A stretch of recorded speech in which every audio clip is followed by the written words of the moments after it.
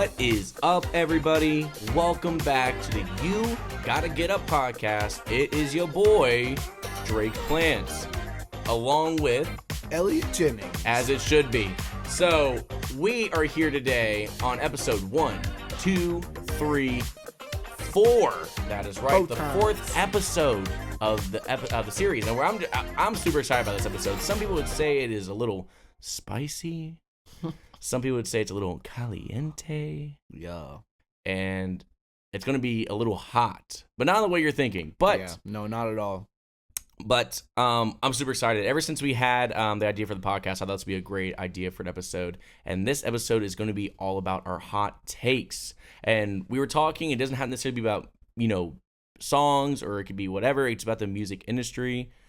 So we're very excited about talking about this episode. So it's going to be very light. It's going to be very entertaining, I believe, Lord willing. And it's going to be pretty good. So, but also, my wife is out at the Jesse McCartney concert tonight. I got her a free ticket, and she is in the front row of the balcony, so I know she's going to have an amazing time. But if you hear like a dog collar, that's my dog. So I apologize in advance before that. But if you hear it, comment, "Hi, Emmy," and I'll show her every single comment that you send her. If you're also watching this on YouTube, then you might see her sneak up a little bit sometime. But send a little heart emoji. But also, I want to apologize to my wife. We were out of town, and I was not at work, and I did not know that they were giving away Jesse McCartney tickets. So I apologize in advance.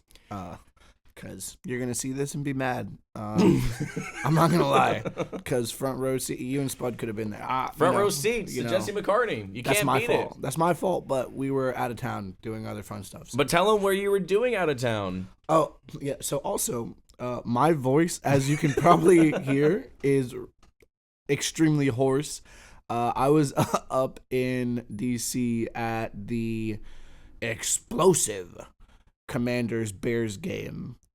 And so when this drops, it will be a week out of this already, and we probably will have just beaten the Giants. But, I hope I didn't just jinx us. But yeah, anyway, Lord willing. That's crazy.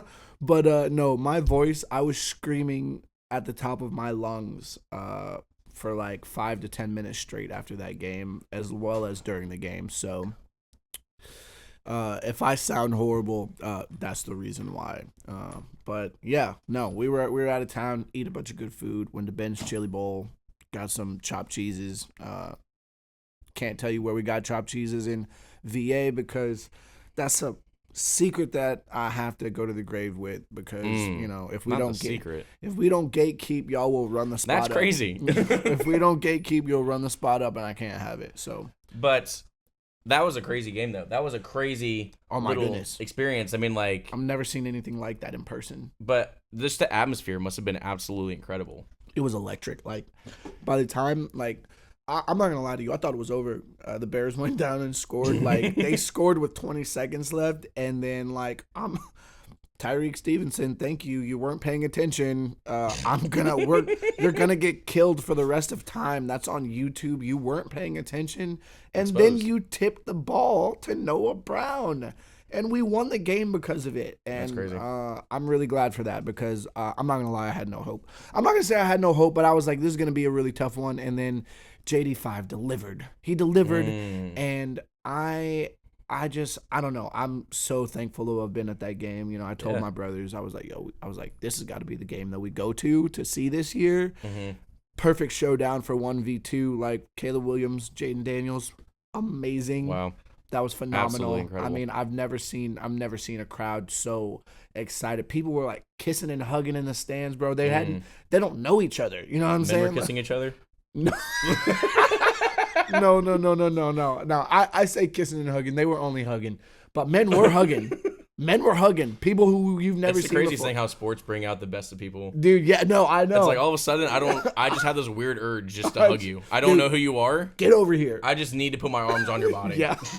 That's crazy. That's what it feels like sometimes, though. Like I just need to touch another man. Literally. See, no, you're bugging now. You're bugging. But no, literally, it was like people like we hadn't even talked to the entire game, but it's like You see somebody who has a matching jersey with you on, give me a hug. This is Yeah. the greatest moment of our time right now. And I have a child and a wife, and this is better. This is 10 times better. Oh my gosh, This money's worth it. I've seen some great moments, but like nothing compares to this right now. Okay.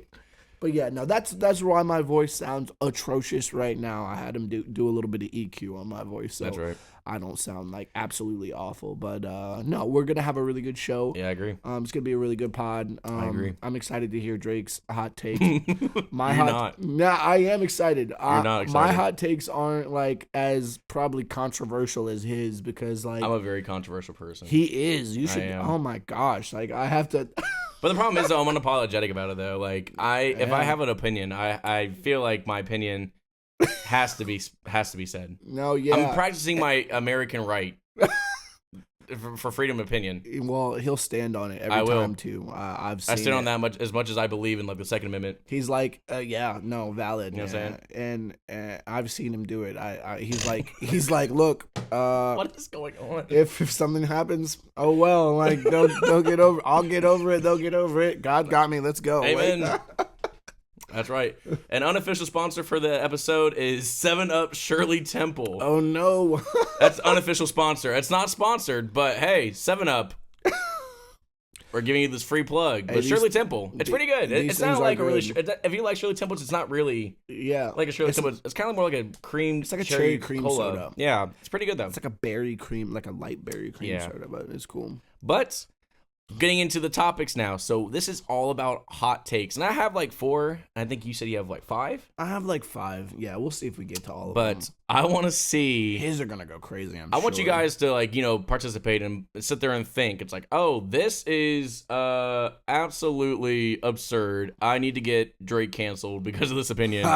But the devil's a liar. So here we are. But I don't want you looking at my laptop because I don't want you like already getting a sneak peek of them. But I have my hot takes right here. All right. I had to memorize. He's got paragraphs. I don't want you looking at I don't want you looking at my laptop. Alrighty. Sorry, But- I can't see what it says. Alrighty. So, do you want to get started? Or do you want me to get started? You go ahead and get started. Mine are gonna be mild in comparison. I guarantee. Alrighty. My first hot take is that the Beatles are the most overrated Oh. band of all time, and the Beach Boys are a 10 times better band than the Beatles. And I believe because large majority of it is because Brian Wilson is an absolute genius. Okay. The harmonies were impeccable, and the service style was a whole revolution for people in places without oceans to surf. And Pet Sounds is one of the greatest albums of all time. Oh, yeah, and then also, God Only Knows is It's one of the best by songs. hands down one of the best songs ever wrote and produced of all time. So that's my first hot take. So tell me your opinion on that. Okay, so I'll start with this. That was okay. So yours is a little bit extreme with the 10 times better than the Beatles. I stand on right? it. I know you do. I know you stand on it. But I will say that I largely agree with that take. And we get chewed for this all the time. Shout out Annabelle. We get chewed for this. This is a friend of ours that we work with, and She has a Paul McCartney tattoo she loves the Beatles. on him. I think she has another tattoo of Beatles lyrics on her. Also, she went to go see the new Paul McCartney film, whatever it was. And I'm looking at you, Annabelle. The Beatles are absolutely overrated. They're not that good. And I stand on that. We're gonna have to go on an IG live and let Annabelle chew him out for that, but I'm not afraid of it. But no, largely I agree with the and that's one of my takes as well. So Oh, really? it is. It's one of my take that not that they're 10 times better, but that it's Beach Boys over the Beatles, and I have to say with the caveat of the fact that Brian Wilson is the leading factor in I that. agree. Like, Amen. Like if not for him, I know Mike. What's his name? Mike Love? Mike Love, yeah. I know he helped write some stuff too. Okay, but like Brian Wilson is like he's the main guy. He's Brian Wilson's he's the He reason that basically they're- is the Beach Boys. He just needed everybody to do the work for him. Like I kind of didn't want to say it like that because like that's what I was gearing. I'm like he kind of is the Beach Boys. Exactly. And like without him, they're not. There is no Beach Boys. Yeah, especially not at the level But of like even nowadays, like when they're like on the road, there's no Brian Wilson. I won't go see them. That's what I'm saying. It's just not the same without Brian Wilson. But I understand that his mental health is in decline, and I understand that. But just hang it up, bro. Like I get it. come on, Mike. Like you don't got to go out here on the road and just kind of like get money off this. Like it is what it is. But like but Brian Wilson, dude, like that movie. Dude, did you watch it? It's one of the greatest, like I think, That's almost like films for like a biopic. Biopic, yeah. For he taught me that word biopic. I used to say biopic. I used to say biopic. He's like that's I like biopics. I'm like a what? He's like films about people. Biopic, a biography picture. No, he goes. We're sitting there. I love the way that he talks. Like in regular conversation, we're just like he'll be like, why are you saying it like that? And I'm like, isn't that how you pronounce the word? And he's like, biopic. And I'm like, dude, it doesn't matter. You know what I'm talking about. He was just a kilometer. That was an accident. Kilometer. Kilometer is what I was. Kilometer. I messed up. Listen, sometimes I don't pronounce my R's all the way. Kilometer. And he killed me. Kilometer Harris. Shut up. One time he killed me over this word kilometer. I can say the word. You can say kilometer, which is I think kilometer is the proper pronunciation. But anyway, yeah. Oh my gosh. Anyway, that biopic. Okay, oh my gosh. I'm about to break it down into 2 words. Biography picture. It's a biography picture. That's my favorite one. It's not my favorite one. It's one of my favorites. Top 5, definitely. And it made me fall in love with Brian Wilson as a producer. It makes you kind of look at the side about like how like he was like being abused by his like manager dude. I'll tell you what, like in like looking back at that, if I'm his family, how are you letting that slide? Nah, if that was like my family, I'm like I have to protect you and I have to save you. But if your manager's sitting there saying like I'm your family or I'm better than your family, that's a red flag. You gotta run. You gotta go. And he wasn't, unfortunately, in a mental health space to, fight back in that. And shout out to his second wife for that. For getting him up out of that jam because he was in one. And Facts. like I firmly believe that he probably would have died if not for her. Probably. Like he would have taken his doctor would have like taken it all the way. And so, boo to that guy because he ruined one of the big L. That's a big L for me. But Honestly. so basically, our first hot takes are basically like the same, but mine's a little more extreme. But 10. I'm not willing to go 10 times better. I'm not willing to go that, but I am willing to go Beach Boys over the Beatles. If I'm saying like who am I gonna listen to, I'm like definitely gonna be the Beach Boys. They're just way more fun to listen to, and people can argue whether the topics of like the music are deeper on one than the other, but I don't even think that's true because I think there's a lot of coded language even in the Beach Boys music and Brian Wilson's writing. He's a genius.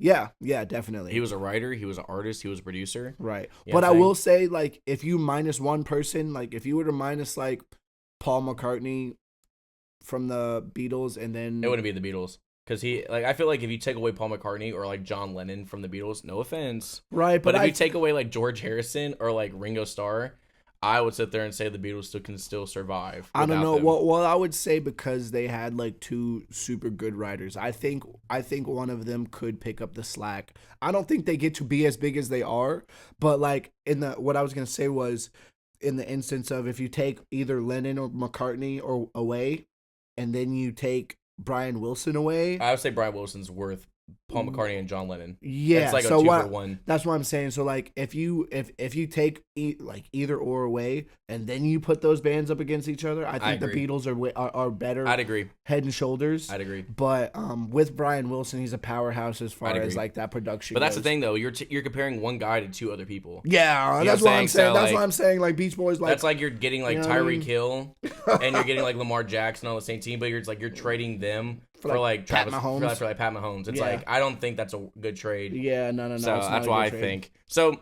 pretty good. My second hot take, you're not going to like this one at all. Quincy Jones is not the greatest record producer of all I'm time. not gonna entertain Holding this. your hat on Michael Jackson's records does not mean you're the greatest of all time because it I'm happens to be the not best-selling album of all entertaining time. this, bruh. Listen. I'm not entertaining listen. this. Get Quincy outta- Jones mine- is not. He's a great producer, but he's not the best of all time. Get outta here, Just because bro. he produced the greatest-selling album of all time does not mean he's the greatest producer You're of all time. ill-informed. You're ill-informed. I'm not You're ill-informed. ill-informed. And I have stats to prove something. Oh my gosh. And I would say, based upon success and diversity and variety, I would say that Rick Rubin is probably the best producer of all time. Hear me out, though. I know Rick Rubin, he doesn't play any instruments. He doesn't, doesn't write music He doesn't at know all. anything about this. But listen, the amount of artists that he's worked for, he's worked with people like the Beastie Boys, AC/DC, Johnny Cash, Tom Petty, Public Enemy, Timberlake, Metallica, Ed Sheeran, Kesha. He worked for them, Lil not Uzi Vert, actually Travis producing Scott. music, though. I understand, but like he's getting producer credits on these albums. He's producer getting credits on these listener records. credits on these albums, bro. I'm not hearing this. This That's is all, crazy. but I'm just saying, is Rick Rubin more famous No. and more rich than us? So, what does that have to do with it? So is Quincy Jones. I mean, yes, but Rick Rubin. What are we talking about? But here's the thing, though. Rick Rubin has showed his success in multiple diverse, genres, but also he's worked. Okay, go I'm ahead, just saying, finish but up, like, finish up, think finish about up, it. yeah. But does Quincy Jones play anything? Yes. Rick Rubin doesn't, but he's still getting paid. Quincy Jones plays trumpet. That's awesome. Rick Rubin doesn't play Quincy anything. Jones composes orchestral music. Orchestral? Rick Rubin does it in his head. No, he. He said they say like, I don't like that. We should add this. But he's not composing any music. He's not creating anything. He's listening to the other things that people have created and is like, if you change this thing about it, it could take it this way. That's different than producing people's music. Dog, Quincy Jones wrote for Frank Sinatra. What are you talking about? That's awesome. Diversity. But Rick Rubin. You're talking about diversity. All of those people you just named were like rock. Your voice is getting shot. Oh my God. Rick Rubin produced No, for Public no. Enemy. See, now he Run won't listen to my DMC, arguments because of my voice. He's produced for Kanye. I don't Ed care. Sheeran, He hasn't Eminem? he hasn't produced for them. He Red Hot hasn't Chili Peppers. He hasn't produced for them. Aerosmith. He hasn't produced for But them. I was sitting there saying I don't think he's the best. But that's my opinion. But yeah, that's fine. You can but have that opinion. It's wrong. But okay, my favorite producer though at the moment is Jack Antonoff. I'm not a Jack Antonoff. Whatever. Listen. Yeah, you're a No, what now? Listen. What was that? I'm not a fanboy necessarily of Jack Antonoff because I'm not a Bleachers fan. He's okay, like, look at this. Look at these sales. Look at this. Numbers. I'm not looking at the sales. I'm not looking at the sales because Jack Antonoff, he was actually in Fun, right? Okay, that's great. What you have to know about Drake is he loves pop music. I do love pop music. Pop music is his life. But over here, I see people like AC/DC and, Limp Bizkit and Tom Petty and Public Enemy, Run DMC, Weezer, Shakira. That's completely different. And my point being with Rick Rubin is he doesn't produce any music. He's a listener. He's a taste. He will tell you he has no skills. But people pay him a lot of money to listen to his music. He's a tastemaker, and I understand that, and that's great. But that's not the same. How much of a dream would the job would be though? It's like, hey, I want you to come in here. And I want you to listen to my album. Listen to my album and see what. Yeah, that would be, of course, to get paid a bunch of money to do that. Have you seen his studios out there in California? Stupid. It's ridiculous. It's very stupid. It's absurd how much money he has. But the stuff that Jack Antonoff does, he's basically becoming like the next biggest producer in the genre of like pop music because he's worked with Taylor Swift, the 1975, Lana Del Rey, Sabrina Carpenter. He's also done solo songs with Sia and Kendrick Lamar. So, but again, he was also in Fun. So again, I don't think Quincy Jones is the greatest producer he of all did time. the song with Kendrick Lamar. He didn't really do a song with. He was credited on. That's what I'm saying. But like again, like he's done solo songs. He hasn't see, necessarily done full albums with them. Here's the thing about that type of. I just want to let you know, Elliot's an absolute hater I'm not a on hater. this topic. I'm so not a hater. I'm just Look, letting you know. Listen, let Jack Antonoff cook, okay? But we're not gonna put him with Quincy freaking Jones. We're not gonna put him above Quincy Jones. To be fair though, Quincy Jones does have the most Grammys out of all producers in the world. Yeah, so of all time. but he is not the number one. Has Jack Antonoff ever wrote out an entire composition for a movie? I don't think anybody's One of ever the given greatest movies of all I time? don't think anybody's ever given the opportunity to. Why do you think that is? Because he writes songs. Maybe because he's absolutely making a scores. freaking bank off espresso. Let him do. Okay, we're not gonna get. We can. Do you want to get into the? Because okay, matter of fact, I've been wanting to do this one anyway because like I love that song Espresso. First of all, I found the sample that entire beat is is made from. Oh, was it Espresso that he did, or was it Please, Please, Please? Probably that one. I think it was Please, Please, Please. I might have lied. I don't think it was I don't know Espresso. who did Espresso, but I know that sample came from Splice. He did whatever. Yeah, but from Oliver, the Oliver pack. Oliver made, and it's not like a single thing. It's like it was a song starter, it's bro. It's the guitars and the guitar, drums. Yeah, the drums too. The drums too. The drums and the guitar. So it's the main melody with the lead guitar and the drums. Mm-hmm. So, anyway, I listen. I love both of those songs. By the way, I'm not a hater. But Jack Antonoff, great. He's a great producer. I'm not saying that he's, you know what I'm saying, not good. But like when you're talking about the greatest producers of all time, and then you just said that he, as far as like wide variety, that's absurd. We're talking about someone who went from jazz, orchestral, to, I mean, he literally wrote for Frank Sinatra. Composed for Frank Sinatra. I mean, that's awesome. But it's like you're keeping in that same ballpark, but where Rick Rubin's literally working in metal and rock we're talking and about country. Jazz. He went into Thriller is like the most diverse album of all time. But again, you can't just hold your hat on Thriller and say like this is the best Time out. album. What you're talking, I'm not just talking about that. I'm talking about the fact that you're saying Rick Rubin is a tastemaker for all of these other things that he's not actually producing. Quincy Jones produced an album that was completely diverse in sound and genre. Also, what would you clarify the word as a producer then? What would you say the word producer means then? In this, if we're talking about, I'm talking about all of it. I'm talking about all of it in the format of being the greatest producer of all time. We're not going to say a beat maker is good. I'm not going to put Metro Boomin in the greatest producer of all time conversation because he makes beats. He's not a producer. Okay, but say for example, I won't say he's not a producer because he has produced albums for people. But a producer, in my terms, would be someone who produces an idea for like a song. So again, you can't use the word produce in your definition. So someone who creates, thank you, a song, right? But you can create a song from samples, right? Sure. But yeah, again, but Rick Rubin doesn't produce anything. But he can create ideas. He's not creating ideas. He's adding taste, which means he's. Let me ask you something. He's imparting character. Let me ask you something though. So say you're in the studio with whoever. Let's say you're in the studio with Kendrick Lamar, right? Sure. And then there's this lead line, right? And it's a synth, right? But you said like that would sound a lot better if it's a trumpet. But then you actually get the trumpeteers to come play that line. And then that song ends up getting cut. Would you not want to get producer credits because you said the trumpets? That's fine, but we're not going to say that you produced the entire song. I don't think he is saying he's produced the entire song. Well, you're not going to be you're not even the producer of the song. Mm-hmm. You're not the producer. When you're talking about someone who is, I'm talking about someone who's creating the song, as in they're producing the music for it. Because songs are about the music, not just the idea. I want if we're talking, and I'm not saying that Rick Rubin isn't a great executive producer, but if you're talking about the greatest producer of all time, all of the things have to be brought into consideration. So like if we're talking about football and the greatest quarterback of all time, you're going to talk about who has Tom Brady. You're going to talk about Joe Montana. But you're going to talk about who not only can pass really far or has really good accuracy. You're also going to talk. You could probably talk about decision making. Yeah, you're talk about can they get out of jams and not take sacks. Pause. But like, whoa, I didn't even think of that. Yeah, just the word sack makes you think pause. You have to. I'm not going down that. Oh, that's crazy. I just didn't know the word sack. Imagine every time like you're a sports announcer and you said it's like, dude. You know, Justin Fields sacked. It's just like you're like pause. You're like, that's crazy. Well, check this out. One of my favorite podcasts, one of my favorite shows is It Is What It Is with Cameron and Mace, and I've learned that you can never be too safe when it comes to pauses. So, but anyway, talking willy nilly.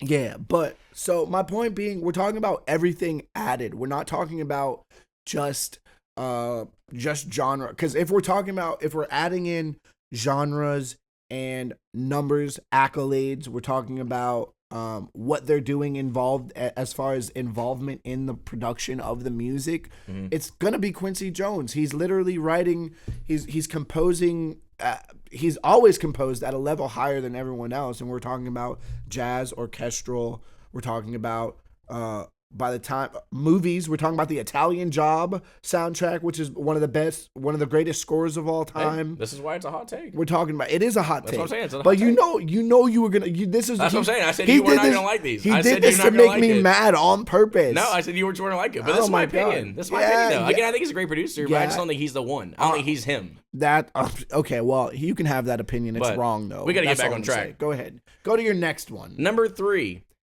This is a hot one. If Kendrick didn't drop Not Like Us, Drake would have had the best song out of the rap beef. With Family Matters. With Family Matters, yeah, Family Matters. Tough. Because people would sit there and say that the Meet the Grams is a better song than Family Matters. It's not. But I would say it's not. But I think that's the reason It's why. not. Because again, if Not Like Us didn't drop and it didn't like become like an absolute club banger, didn't come out to like become a huge like pop stream media song, then I think Drake would have won the rap beef with the song. Oh wait, no, No, I lied. Not the rap. Not when the you rap just would have beef. had the best. He would have the best. He would have the best song. See, that's out of what rap I was beef. gonna. That's what I was gonna say. Like I can give him that. And then Euphoria would have been the best, like the second on there. What I will say was, But the whole entire thing that Drake did with the music video and stuff like that, with like That the was really Mad cool. City van, stuff like was that, really and cool. destroying it, but also like with the whole entire like switch up, but the last one going to that Chinese shop or whatever. that was stuff really like cool. He did a really good job, but Drake's like a big visionary where he like thinks and Yeah. stuff like that. But again, like he is big, like he's big creative. But like Kendrick, he absolutely, there's no doubt you can just not say that he got cooked. What it says like, No, and it's he probably did. a minor, like No, that that whole was entire crazy. line right there. Just that one line of that song destroyed the whole entire rap beef. The fact that like the A minor line was a reference to the Strike to back chord. No, it was a reference to what Drake said in Family Matters, which was I heard one kids might be day free, and then he stretched A minor, it. yeah. And so he stretched it, right? So here's what I say about like we never really this is cool. So we could take a minute for this because like we never really got to talk about that like on air, like the whole beef.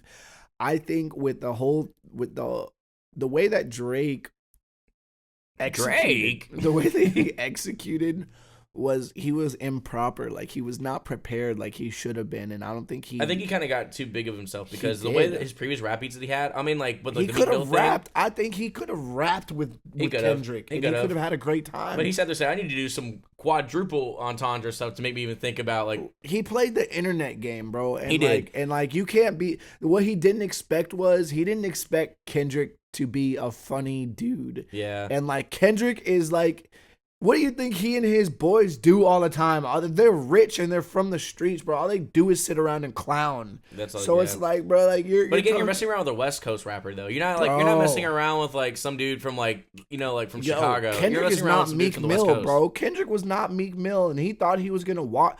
First of all, his last rap beef before Was Kendrick, Pusha T. and he lost. Yeah, he got cooked.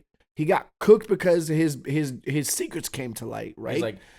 He's like, he's like, I was trying to hide my son from the world, but that was Soulja Boy. But Pusha T exposed that. Yeah. But then Soulja Boy made a joke about that. Yeah, He said to Soulja say Boy like made- Drake hiding the son from the world, but really hiding the world from the son. Drake.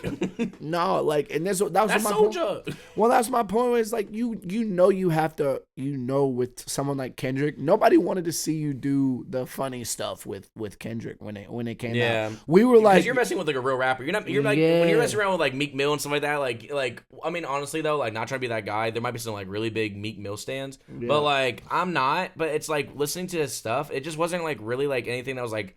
He kind of reminds me of like French Montana. Like it's like he's like there. Well, he's there, but he's not like really like a forefront runner. But like when you see people like J. Cole, you see people like Drake, you see people like Kendrick. Because we're talking about wax. We're talking about on records, right? Yeah. Meek Mill's never really been a record rap. He's not that good at record rapping. Yeah. But he is really good at battle rapping. If you've ever if you go back and listen to like where Meek Mill started on the streets rapping, there's footage of it. He's a good rapper. He has good bars, but they're all like street bars and they're all like, beef bars, whatever. And that was no match for like the type of clout Drake had at that time. There was no, and he, Drake ran every summer for like 9 years. You know what I mean? I'm not. I think Drake has the record for the biggest amount of time on Billboard Billboard 100. He does. For like, I think he was on there for like what, like. Bro, Take Care like was 10 on there years. for like 13. Well, it might have been 9 years or I something think he was like like that. on there for like 10 years. Yeah, And that's 9, like 10 nobody's years, Take ever Care was on accomplished that. that. No one's ever accomplished that. And like Drake's he been on didn't it. like he lived there. He paid a mortgage on it. Like that was his spot. Yeah. So with the Kendrick thing, you know, I think Drake I think Family Matters dropped too soon, and he didn't, I think he kind of played. I think he shot himself in the foot with that and one. he didn't heed Kendrick's warnings about it because Well, Kendrick I think was as soon as prepared. you hear like Meet the Grams and stuff like that, Bro, it's he like, dropped it the I'll- same night, Yeah, I'll like be 5 like- minutes after I'll he be like, dropped yo, like, Family Matters, bro. maybe we need to chill. Maybe Bro. we should chill out. Oh, Right? that would have been it for me because I'd have been like, no, he's got my wires tapped. You know what I mean? Like Yeah. here's what my hot take is about that. I think that Kendrick did have a mole in Drake's camp, and I think the reason it took him so long to come out with Euphoria, I think Drake had Family Matters partially recorded already. All of the stuff that he was trying to expose, I think he had written and recorded, and then he went in to fill in stuff after Euphoria dropped. But I think Kendrick heard that before he wrote anything, and then I think he went in the studio and did Euphoria, and I think Meet the Grams. he did Meet the Grams and Not Like Us. So you think he did all three of those songs the same I think exact he day? did, yeah. And then he was just basically waiting for Drake to Just- drop. Exactly. Because obviously, because of his boy was sitting there saying like, "Yo, Drake's about to drop." Yeah, he's got this thing. Like, I think he had someone who like fed him those things. But I think honestly though, like Kendrick played it really smart because I'm just saying if that is true. I'm not saying that isn't. Oh, I'm saying, yeah. I'm saying that if Oh, yeah. that is true, but that he played that really smart in the sense that he's like, "Yo, dude, like we got we got somebody in their camp. We can figure out what they're gonna be doing." But he doesn't Right. sit there and say it's like, "Oh, That's Drake's gonna war. Drake's gonna be talking about this," and like he's gonna be Yeah. like talking about that, whatever. And then Kendrick, but honestly, the nail in the coffin literally was like Not Like Us. That's literally the coffin. That and, is like, a nail in the coffin. That's a I mean, coffin because like it's an upbeat song. It's Right. not like your other songs. Euphoria is very chill. Meet the Grams is very chill. It's not Yeah. anything crazy at all. But you have DJ Mustard on the song. He Mustard on that back-to-backed beat. him. Oh yeah, and that bam, bam, bam, like everybody knows that freaking bam, bam, bam. Yeah, no, literally. Remember Benny? Yeah, yeah. So, but it was crazy. So, well, because I think with Meet the Grams, that was tactical, right? It was okay. You're gonna talk about my family.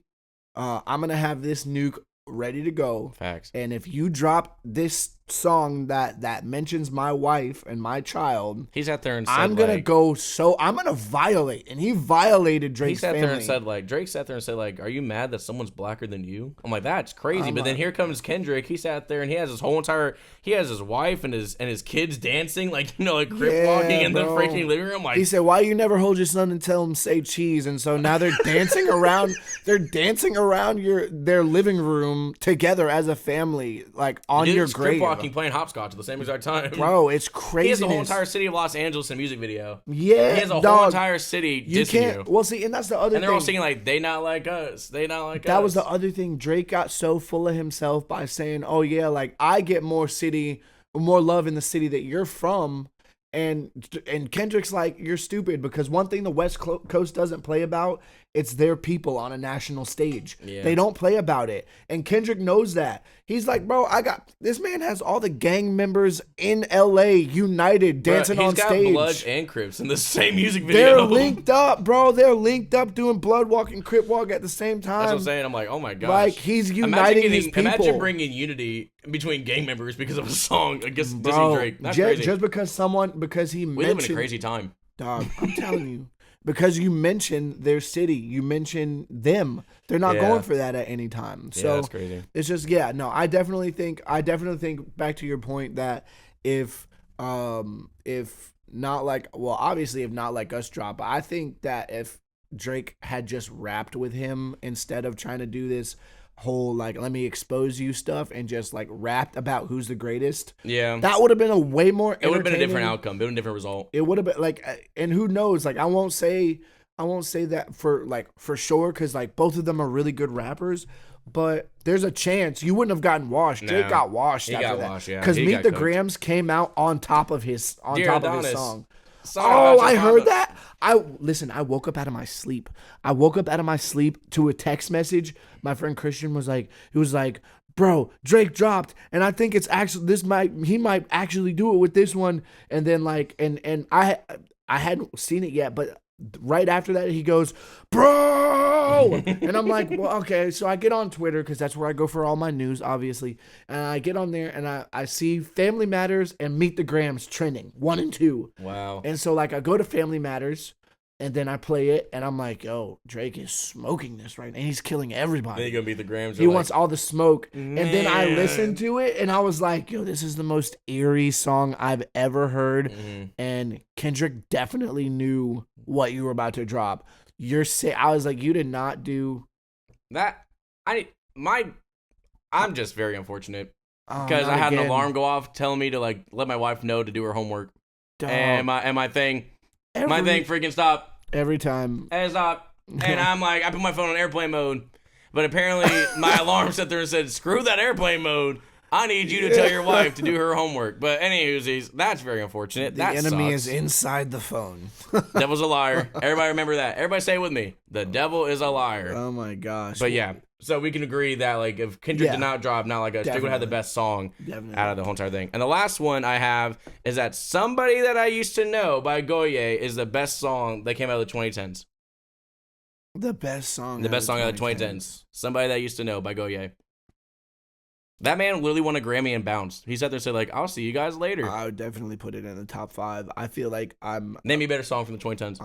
I don't have one off the top of my head. I know that there's at least a couple, but I will cede that to you. I will give it to you.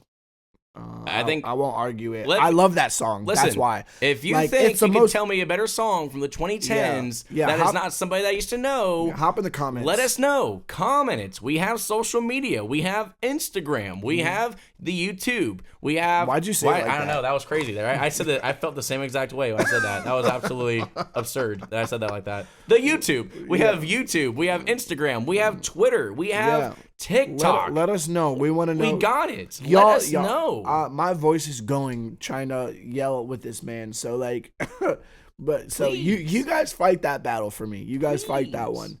I can't find one. There's no one. I looked through the playlist and I can't find one. 2010s. Somebody That I Used to Know, like that line he sat there said, he's like, but you didn't have to cut me off. Make out like it never happened and that we were nothing. Guess I don't need your love, but you treat me like a stranger and that feels so rough. It's a really good one. What? I have to say. He sat there. And the melody on that one is absurd. But the whole entire song, for all my audio files, was a sample. All the song is samples. The whole entire song is samples. Sample.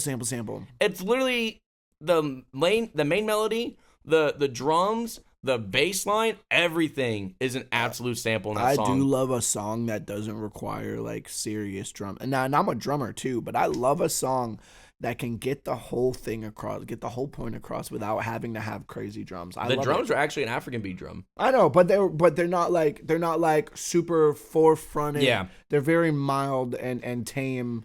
But they get, and that's what I love about it because it's simple. I don't know. That's the best really song of the 2010s. I'm sorry to let everybody know and hurt your feelings. I'm not gonna argue that one with him, but okay. Well, let's hear some of yours. So my hot takes are not nearly as inflammatory. I mean, maybe they are. Inflammatory like my IBS. That's insane. You didn't have to break your doctor's my HIPAA violation. Yeah, that's not a HIPAA violation. I broke a HIPAA violation it's there. It's not a violation. It's your own information, but you didn't have to tell everyone that. Look, we're getting close here. You want to know something? He uses that every time he makes fun of someone's like other. Every time he makes fun of someone's condition. You have autism? I have IBS. He's like, it's not the same. What did you say to you're like, someone was like, oh yeah, you got weak kidneys? Like you're gonna lose a kidney? He's like, I have IBS. I'm like, it's not. Kidney disease is not the same thing as IBS. Kidney disease and IBS are not the same exact thing. It's not the same thing, bro. But here's the thing though. It's not like, I'm trying to be relatable. It's like, we all have our faults, we all have our downfalls, and that just happens to be mine. Hey, I get pain too. Yeah. I'm really sorry to hear about your kidney stones. Oh, you have cancer? I have arthritis. But no, it's like I'm really sorry to hear that you got, I'm sorry to hear that you got like, herpes, but like I stubbed my toe last week. Yeah. And I'm still suffering from that pain. Dude, it hurts. I know. I'm relatable to you. Sometimes it flares up, man. I just can't walk on it. So it just I'm just saying, like, That's we gonna all be have a our own clip. problems. Just watch it. We all have our own problems, okay? We're all humans. Just some different than others. I suffer with mental health. Would you rather have a broken brain or have a broken arm? Your choice. Yeah, listen, I'll take the broken arm if I could get rid of the anxiety. No lie. That's what. Look at it. Look at it. Listen, I suffer from hyperhidrosis. Look at it. He calls my hyperhidrosis. He calls it wet people's disease. Okay, it's absurd.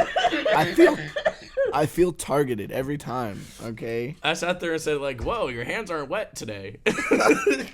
I'll dap him up, and he's like, and all of a sudden he's like, "Why'd you think about that?" And his hands start like pulling up I'm like, water. why'd you have to say that? Now they're sweating, bro. Like, so all right. Well, okay. what do you got? Anyway, so my first hot take is that You're about to say some outlandish stuff. no, it's not too crazy. I think a lot of people share this sentiment. Biggie and Pac aren't the two greatest rappers of all time. Oh, thank you so much. I completely agree. I think they're too hyped. I mean, because there's obviously beef between the West Coast and You're a East little Coast bit thing, too excited about that. but I'm just like, I'm not from the culture. I do attend the cookouts, but does. I am not part of the culture. But like, as somebody of my ethnicity, I can sit there. I'm not writing Eminem when I say this. Listen. Go. I'm just saying. But I think, in my opinion, I think honestly, I think there's even better than rappers that might even be better than Eminem. I'm not saying that Eminem's the greatest of all time. I'm not saying like he's the GOAT of like rap music. But what I'm saying is, I think they have that same kind of like thing where it's like where people think like, you know, people that die so young are the greatest at what they do. Like Kurt Cobain's the best, or like Jimi Hendrix is the best, or whatever. And it's just like, I mean, I can appreciate what they've done in such a short amount of time they had here on Earth, but like I don't think they're the best at what they did. Yeah, they really helped like boost each other's like, you know, name and whatever they did, but I don't think that Biggie and Tupac are the best rappers of all time. Well, and people like ride that. I think that the conversation isn't just because of like their skill level. I think that a lot of it comes from like how they pioneered the genre at the time when they were I was kind of like, right? honestly, I was kind of like Team Biggie, but then as soon as the Diddy stuff come out, I'm like, I'm gonna go to the West Coast. I think Diddy wanted to. I mean, Diddy. I think Big wanted away from Diddy too. I imagine he saw a bunch of stuff that happened there, but I would say that Big was again, you know, a pioneer in the rap world, because like rap was never that smooth. Back then, it was never smooth. It was all a dream. I used to read Word Up magazine because he was he had a background of like a jazz influence. He didn't play it has music. like the New York kind of vibe to it. Yeah, and like when you think of like New York back in the day, you probably would have thought like, you know, like jazz. So it has like that kind of very smooth, kind of like transition-y kind of feel to it. Well, because it wasn't aggressive. It wasn't aggressive. Like if you listen to like Wu-Tang, Tupac, he's like all in your face. He's like, look at me, I'm rapping, and then Biggie's like, I'm rapping. He's just laid back, you know what I mean? And he had a good flow though. That's what I'm saying. Very laid back, very chill. Well, that's what a good Not in flow the is. pocket. That's what a good flow is about. A good flow is about being able to rock. It's about being able to have motion, but it still be smooth and not be abrasive, right? So there's motion. If you listen to like now, a lot of music now is like this. This is what the vibe is. But like it was this when Big. In was case you don't know what he's saying, what I mean? if you're listening to It's this on a pocket. Spotify, Oh, yeah. he's like, this is what it is. Yeah, he's I'm bobbing like, his head. Okay, so more than that, I'm like it's like really hard. It's like it's that's crazy. That's crazy. That was him clapping his hands. I was clapping my hands because like I'm trying, like that's the beat. Like it's You can just go like this. I don't snap very well. But The hyperhidrosis. yeah, exactly. So he's like it's like this.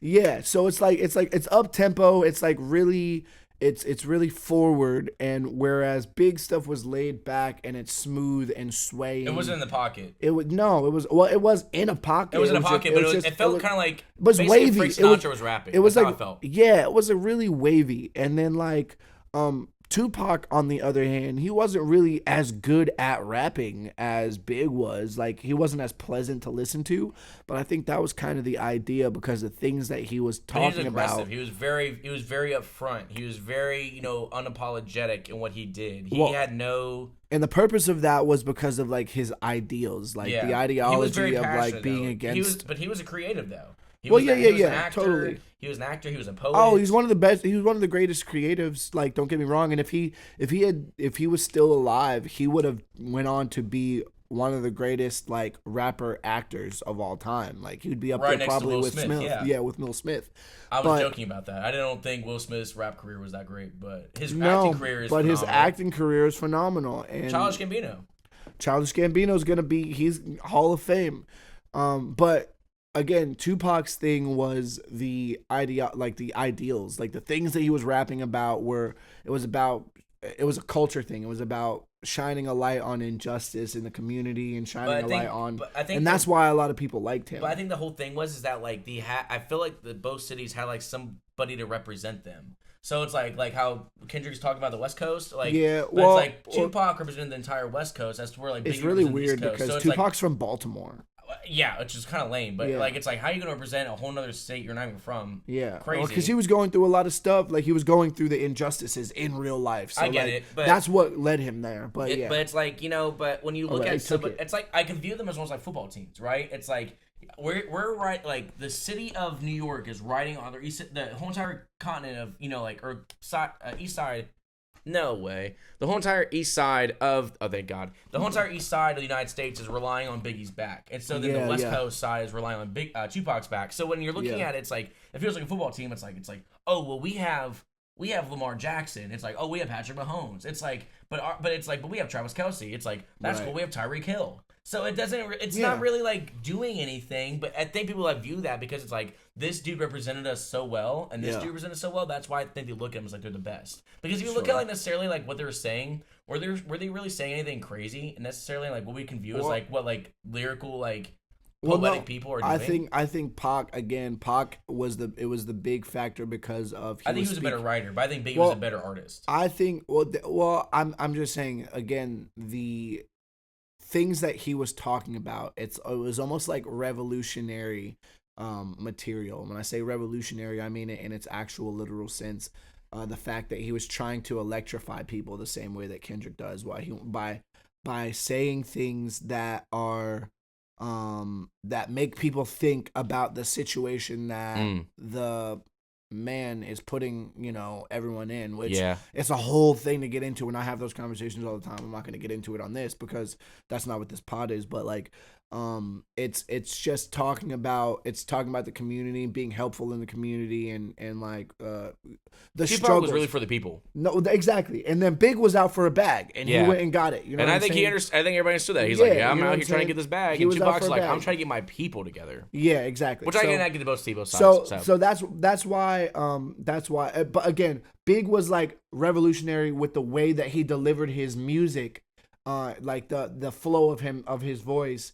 And then Pac was just revolutionary in a sense that he was trying to get almost like a Malcolm X, trying to get people to. He was like the Malcolm X of like rap music, which is why that's a good idea. That's a good point. Like, that's why people were so like gung ho about them and their greatest of all time thing. Yeah. But like for me personally, I'm not gonna put them up there. Just because of like you said, like lack of longevity, and it does suck because their lives were taken from them and they were cut short. But there's a couple people that I would put higher than them. And word. So, but that's a good one. That's a good one. Yeah. What else you got? Okay. I think we might have time for like one more. We'll do one more. And this is not inflammatory either, but like, I prefer podcasts to music on long trips. I would rather listen to podcasts. Here's the thing. It depends how long I'm going. If I'm going like long trips, I'm meaning like 4 hours or longer. 4 hours, I think I can do half. So if I'm on like a 4 hour, because here I've actually done this. My parents have a cabin in Gatlinburg or two in Gatlinburg, and it's like Gatlinburg. Oh, that's what you got on me for. Yeah. Gatlinburg. Yeah. Gatlinburg. I'm not gonna let you live it down. Gatlinburg. But my parents have a cabin in Gatlinburg, two of them. And so, but it's like about a 3.5 hour trip out from here, right? And so for about an hour and a half, I listen to music. Usually just like demos I've done or like ideas I'm working on, but sometimes I listen to music and my wife completely hates that. Yep. But the other half I listen to like a podcast. And a lot of time it's like, things that are like be like whatever I'm like feeling at the moment. It might be like, like faith-based, or it might be like something like, I don't know. I don't really think there's like a really good like music podcast to talk about like things music wise. Maybe I'm just blank, or maybe I'm just like dumb because I haven't seen it. But like, they're just like other things I was interested in. Like, obviously there's like Joe Rogan's podcast, or there's like like those really big ones, whatever. But Rogan has some good guests on there. but you can literally go. Ones. He has over like hundreds of episodes. He has hundreds, and they're all like 3 hours long. Yeah, and you can like scroll through the people that you want to listen to. Again, if you want to listen to Elon Musk, you can. If you want to listen to comedians, you can.